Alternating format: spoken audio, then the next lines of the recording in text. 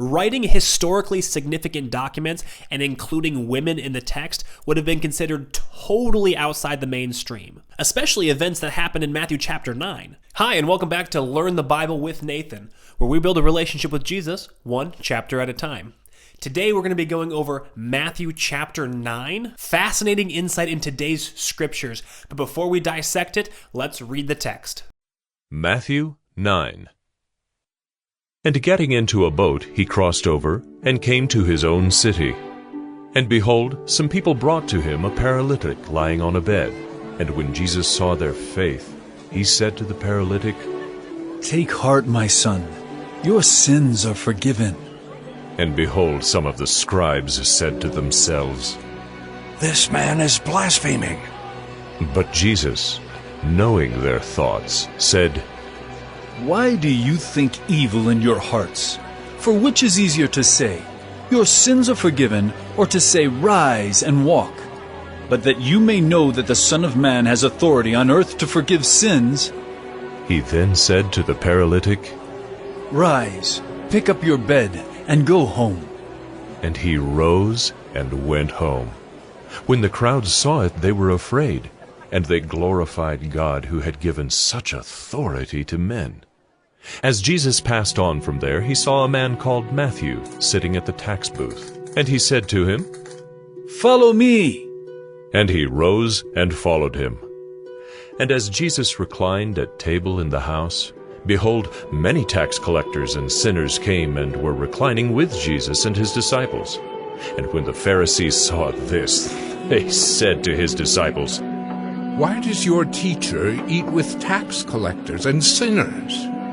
But when he heard it, he said, Those who are well have no need of a physician, but those who are sick. Go and learn what this means. I desire mercy and not sacrifice. For I came not to call the righteous, but sinners. Then the disciples of John came to him, saying, Why do we and the Pharisees fast, but your disciples do not fast? And Jesus said to them, Can the wedding guests mourn as long as the bridegroom is with them? The days will come when the bridegroom is taken away from them, and then they will fast. No one puts a piece of unshrunk cloth on an old garment, for the patch tears away from the garment, and a worse tear is made. Neither is new wine put into old wineskins. If it is, the skins burst, and the wine is spilled, and the skins are destroyed. But new wine is put into fresh wineskins, and so both are preserved.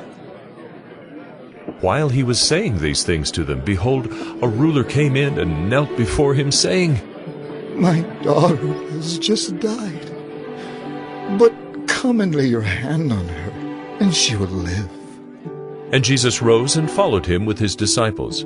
And behold, a woman who had suffered from a discharge of blood for 12 years came up behind him and touched the fringe of his garment.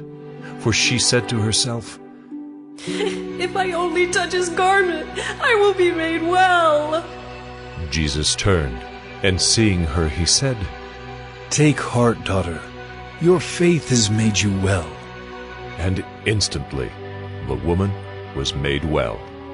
And when Jesus came to the ruler's house and saw the flute players and the crowd making a commotion, he said, Go away, for the girl is not dead, but sleeping. And they laughed at him. But when the crowd had been put outside, he went in and took her by the hand, and the girl arose. And the report of this went through all that district. And as Jesus passed on from there, 2 blind men followed him, crying aloud, Have mercy on us, Son of David! When he entered the house, the blind men came to him. And Jesus said to them, Do you believe that I am able to do this? They said to him, Yes, Lord. Then he touched their eyes, saying, According to your faith be it done to you. And their eyes were opened. And Jesus sternly warned them. See that no one knows about it. But they went away and spread his fame through all that district. As they were going away, behold, a demon-oppressed man who was mute was brought to him.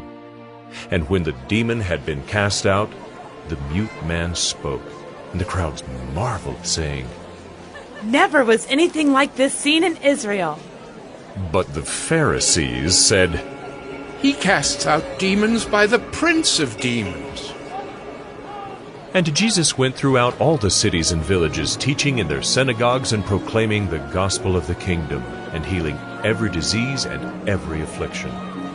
When he saw the crowds, he had compassion for them, because they were harassed and helpless, like sheep without a shepherd. Then he said to his disciples, The harvest is plentiful, but the laborers are few. Therefore pray earnestly to the Lord of the harvest to send out laborers into his harvest. This is the word of the Lord. And as a quick reminder, on my YouTube channel, we have the entire cinematic ESV version of the Bible playing 24 hours a day, 7 days a week live. I encourage you to jump on the YouTube channel and have that video playing in the background while you're working, doing chores, or even while you sleep. This last week alone, we had thousands of people in over 50 countries listening to the audio version of the Bible live, which I think is super incredible. All right, now on to Matthew chapter 9. So Jesus performs a lot of miracles during this chapter, and there's a couple things that we can infer from them. In verse 22 is when he heals the bleeding woman, and verse 29 is when he heals a blind man. Now the similarity that these two miracles have is that after Jesus performed the miracles, he said to both of them that their faith has saved them. Well, that's definitely noteworthy because he doesn't always say that when he's performing miracles. So why did he say that just now? And the answer is, I don't know, but I have two primary theories. First, I believe that Jesus is teaching us that faith plays a big role when it comes to being healed. And the differentiation that Jesus is making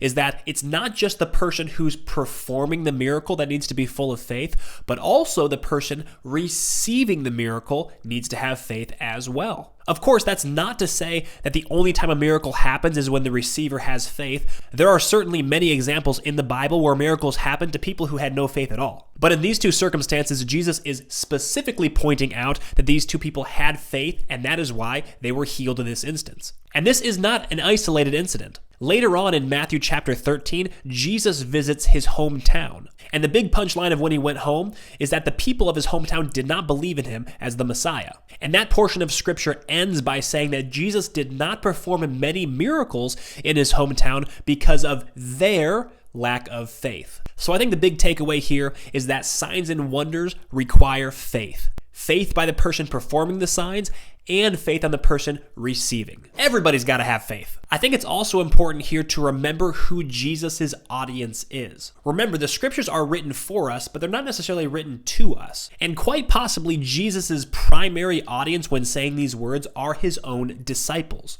Remember in the last chapter when all the disciples were scared of the storm on the Sea of Galilee? And after Jesus calmed the storm, he rebuked his disciples for not having any faith. So it does stand to reason that in the very next chapter, in front of his disciples, he's displaying for them what faith looks like. He's not just telling his disciples, have faith, and also, I'm not going to show you what faith is. He's giving them examples to follow. Booyah. The next part of this chapter that stood out to me was actually in verse 2. This is when Jesus healed the paralytic man. But this time, instead of saying that his faith saved him, he says that your sins are forgiven. What's with the mixed messaging here? Does Jesus just get tired of saying the same thing over and over again? Probably not. Once again, we need to remember who the audience is. And for this particular miracle, his audience were the Pharisees and Sadducees. And I believe that Jesus is trying to communicate two things to the Pharisees in this passage. Firstly, he wants to show the Pharisees and the teachers of the law that he does, in fact, have the authority to forgive sins. Now, the Pharisees full well understand that the only one that has the authority to forgive sins is God himself. So make no mistake, Jesus is telling the Pharisees directly that he is God. He, the Son, has the authority to forgive sins because the Father has the authority. And the reality is, saying this is absolute blasphemy unless it's true. So the Pharisees aren't loving that. Jesus is also answering a second and possibly more subtle question here. And the question is, do you have infirmities? In this man's case, are you paralyzed because of your sin? It was the belief in ancient Israel that if you have an infirmity, like you're crippled or you have leprosy or something like that, it is due to your own personal sin, or possibly a sin somewhere in your bloodline. But we learn from Jesus directly that this is not the case. The reality is that all have sinned and fallen short of the glory of God. And ever since Adam and Eve made the first sins, we are now a cursed species. And as a cursed species, we inherited death. So having an infirmity like being paralyzed is a result of the fact that we are a cursed people, not about individuals' sin. And actually, in the Gospel of John, in John 9, Jesus addresses this even more specifically. In this passage, Jesus heals someone, and the disciples asked whether it was the person he healed or one of their family members that sinned. And Jesus replied, "It is not because of their individual sin that they were afflicted, and I healed them to bring glory to God." Fun stuff there. For this next insight, I want to give a special thanks to Wesley Huff.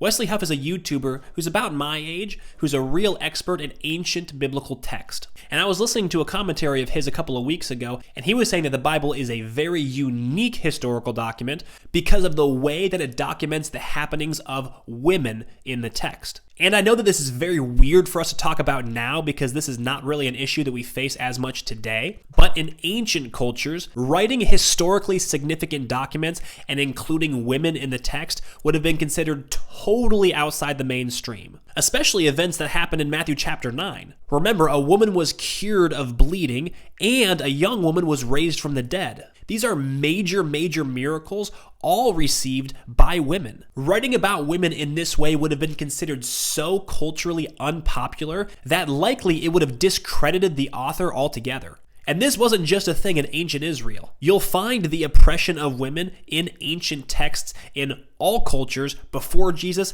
and far after Jesus. To give you some frame of reference, Islam's holy book, the Quran, which was written in the 7th century, references women being healed exactly 0 times. And the Book of Mormon, which was written like 15 minutes ago, references a woman receiving healing 0 times. So including the miracles that happened to these women in this text would have been considered unpopular for thousands of years. It wasn't until very recently, historically, where we all look around and go, yeah, of course we should include those miracles. That to me is just further evidence that the scriptures are guided by the Holy Spirit because they include instances that are not popular even for thousands of years. And the last thing in this chapter that really stood out to me started in verse 9. This is the story of where Jesus calls out Matthew to follow him. Wait a second, what the flip? We are 9 chapters into Matthew and we are only just now being introduced to the author? How the heck did Matthew write the first 8 chapters then? This actually brings up a really good point on the way that the Gospels were written. The reality is, of the Gospels that were written by disciples, many of the events were recorded as eyewitness testimony. But certainly not all of them were. In the case of Matthew, all the things that happened prior to chapter 9, he would have had to gather that information from other disciples or eyewitnesses. And there's certainly going to be instances of this in all the Gospels. I mean, even if Matthew was the very first disciple that Jesus called, certainly Matthew wasn't there during Jesus' birth, so we need to remember that the Gospels are not just eyewitness testimony alone, but also done through the rigorous gathering of testimonies. I mean, the Gospel of Luke is a perfect example. As far as we know, Luke was not an eyewitness to anything that Jesus did, but he was able to put the gospel together by cross-referencing eyewitness testimony from people who were close to Jesus, which is actually good news for the Gospels because that actually makes the validity of the text even more airtight. It's just like when you're in a courtroom. It would be very difficult for a jury to call a verdict on a case based on one eyewitness testimony. But you can accurately create a verdict by cross-referencing many testimonies. And that's what Matthew did when he wrote the book of Matthew. Hey, thanks for sticking around to the end. Don't forget to subscribe on YouTube, or if you prefer listening to the podcast, you can get that on all the major streaming platforms. Next time, we're going to go over Matthew chapter 10. But until then, Jesus loves you, and shalom, shalom.